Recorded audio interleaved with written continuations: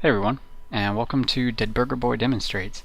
Today I'm going to be doing a double booster and the track which switches it, as well as resets it so it continually runs and you don't really have to worry about it. Haha, that sheep just killed that pig, you murderer. What was I talking about? Yeah, it will be continually running so you don't really have to mess with it, and I'll show you how I overcame my problems. So basically, we want to start with a little trench and place a little bit of track to start off with, and you want it to curve this way.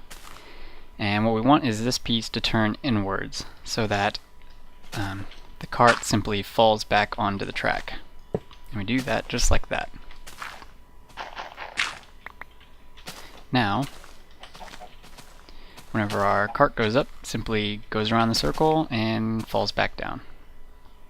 That is the start to our setup. Now, we want a track to run parallel with it, and this is going to be another cart which just goes back and forth so that the double booster doesn't stop. And so that this track doesn't get messed up, and put that right there.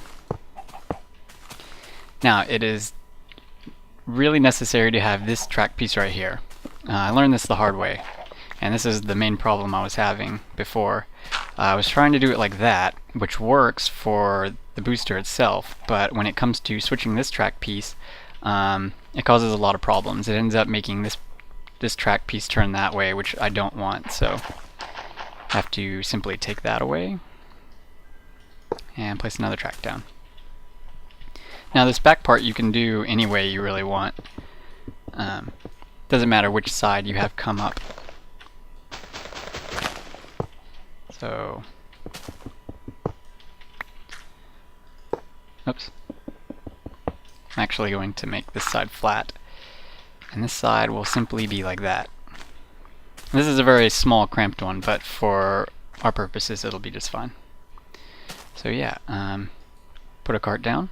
And we want to load our double booster because we don't just want one cart there, or else it won't be fast enough to actually go around the loop. Oops. And we put a cart on top of that.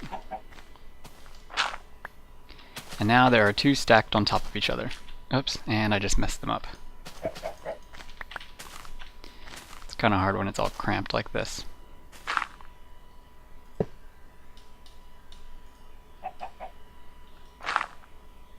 There we go. So now, what I will do is place a track right here, and it will start the double booster. So as you can see, it just continually goes around and around and around. And that's fine for now, but I want it to actually go somewhere. So let's say we want it to go off this way. Right now, we need this track piece to switch. And we do that simply by, oops, and that screwed everything up. How are you still working?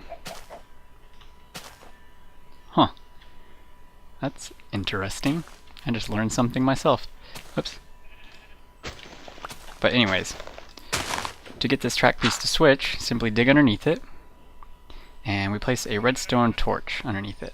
Now we'll activate the switch, and it's not supposed to do that, but goes up and it'll go off that way. And then when you take the redstone torch away, or you turn it off, it simply resets itself, and then when the cart comes back, it just goes back on. So yeah, that is the basics of a double booster.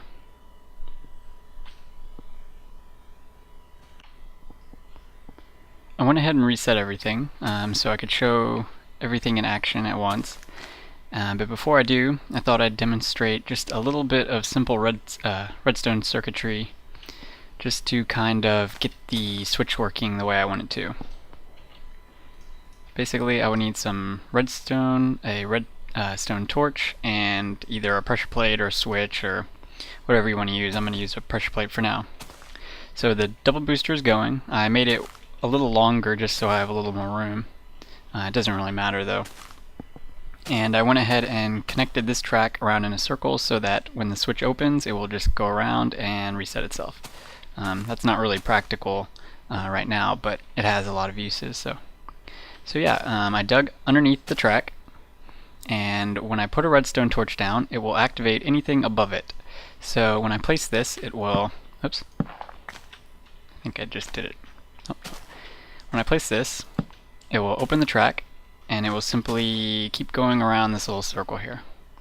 And that's not what I want. So I will run some redstone out to a pressure plate right here. Now when I hit it, the switch resets itself. Oh, there we go. But this is actually backwards from the way we want it. We want it to be in this position by default, and when I step on the pressure plate, to go like that. So what we have to do is take away this piece of redstone, so we want one in front of it, and make an inverter. So we're going to put that one on the side. Now that one makes this one in the on state, and as you can see, this torch is off. Now the track is in the correct position, and when I step on this, the track opens and it simply goes around. So yeah, get it started again. Well, the track's a little too long, or a little too short for the delay on this, but that's basically what you do.